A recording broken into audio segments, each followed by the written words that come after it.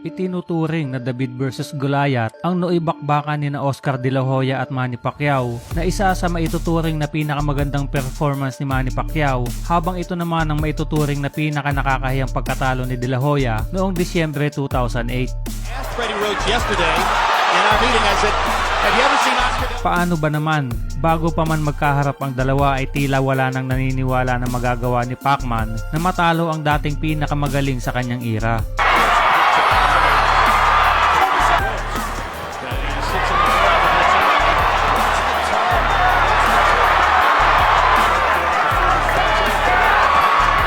Pinangungunahan na nga ng mga boxing experts ang mangyayari sa laban. Ayon nga sa mga ito ay isang malaking pagkakamali para kay Pacquiao na tanggapin ito ang laban. You know, Pacquiao is regarded as number one pound for pound, but he's a much smaller man. What went into your decision-making process? Because Oscar, you can fight anybody for big money. Why go against this guy? Look, he's a much smaller man, and isn't there more to lose against a much smaller man? Kung titingnan nga ang tail of the tape ay lamang na lamang sa statistics si De La Hoya. Bagamat number 1 pound for pound boxer ay napakadelikado nga ng pag-akyat ng timbang ni Pacman na mula sa 135 pounds ay umakyat ito sa catchweight na 145 pounds kung saan parehong pasok naman sa welterweight ang dalawa sa mismong gabi ng laban. Halos na kay De La Hoya na nga ang lahat ng advantage sa laban. Lamang ito sa height at sa reach, at ang sinasabing malaking kalamangan ni De La Hoya ay ang pagiging natural nito sa mas mataas na dibisyon kung saan ito pa lamang ang unang beses na sasabak si Pacman.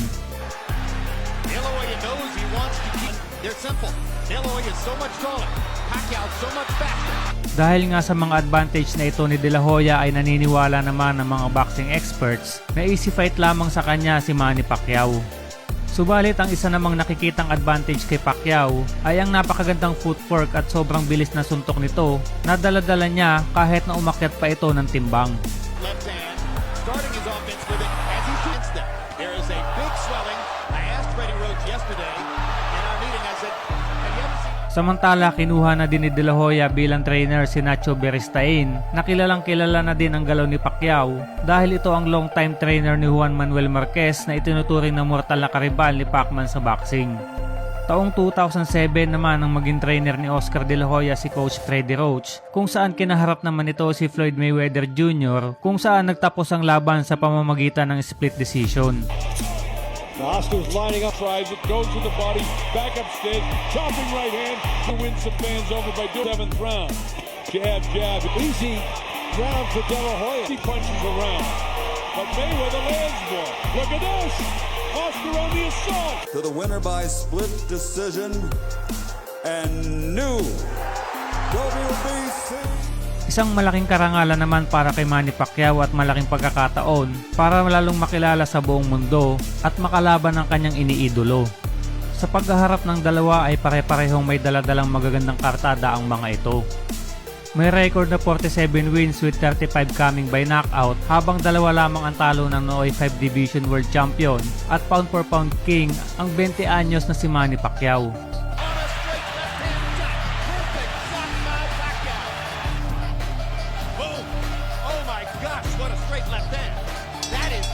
What an amazing knockout shot. That is the most spectacular one-punch shot. Habang may 35 wins, 30 knockout at 5 losses naman at may hawak ng record na may pinakamaraming dibisyon na pinagharian ang 35 anyos at 6 Division World Champion na si Oscar De La Hoya. Maybe over, and is. Tyson hurt there by De La Hoya's left hook. Tyson beginning to cringe. I mean, these are good wins here, people. These are not just cream puffs. The fact that he's got a jab, that he had a left hook too, that he had a right hand. Oh, look at this, Oscar battling back. And Oscar De La Hoya boxed a beautiful fight. Both Olympic champions. So similar in so many ways. Look at those right hands in the face and Ating balikan kung papaano muling pinatunayan ni Manny Pacquiao ang kanyang sarili mula sa pagdududa ng mga eksperto. Sa unang round pa lamang ay ginulat na agad si De La Hoya ng napakabilis na footwork at hand speed ni Pacman.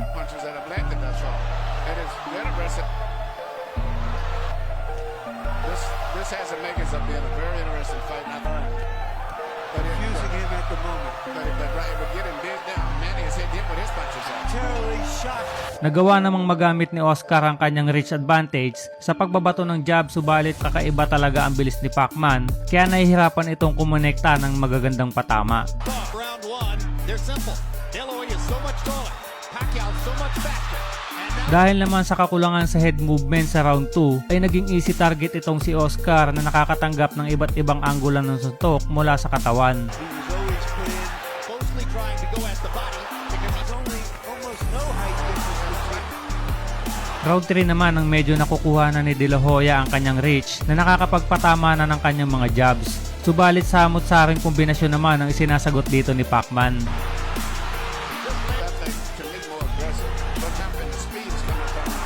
Because he's uncertain where Manny's going to be. Is it also because it's a physically workout? Round 4 naman ang umpisa ng dominahin ni Pacman ng laban na nagpapakawala na ng mga sunod-sunod na left straight habang unti-unti na nitong pinapahiya ang dating hari ng boxing. It's the southpaw. Oscar's not going to thereby Pacquiao. Doubt coming in as though the Pacquiao. Sa round 5 naman ay may pagkakataon na nakakapagpatama ng maganda si Oscar kapag nahuhuli nito si Pacman sa lubid. Subalit bago niya ito magawa ay nakakatanggap pa ito ng mabibilis na suntok. The feeling of a fighter when he's in there with somebody who's always beating him to the punch. His right hand firmly stuck there. He's doing this. I personally had expected and been able to solve. Round 6 nang subukan ni De La Hoya na makipagsabayan, subalit sadyang napakalakas at napakabilis ni Pacman para sa kanya.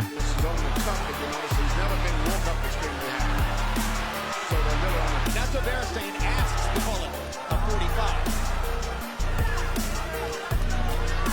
Straight. Manny Pacquiao looks largely in back. Fighting Manny Pacquiao. Sa round 7 naman ay nagmistulang walking punching bag na lamang si De La Hoya na hindi na nagawang makasagot sa mga suntok na tinatamo nito. We think we'd see some.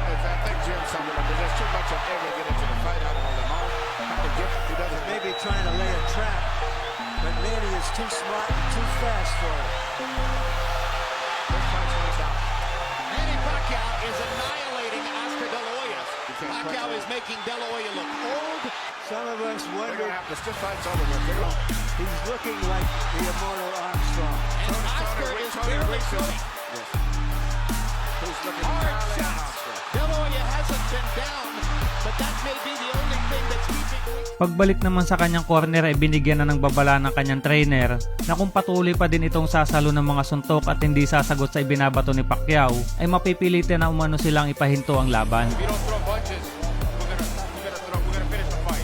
Sa round 8 ay patindi ng patindi ang tinatamong pinsala at tila ba hindi na alam ni De La Hoya ang kanyang ginagawa kung papaano nito lulusutan ang mga kombinasyon na binabato sa kanya. For this fight, this could be the end of Best chance of picking up his identity.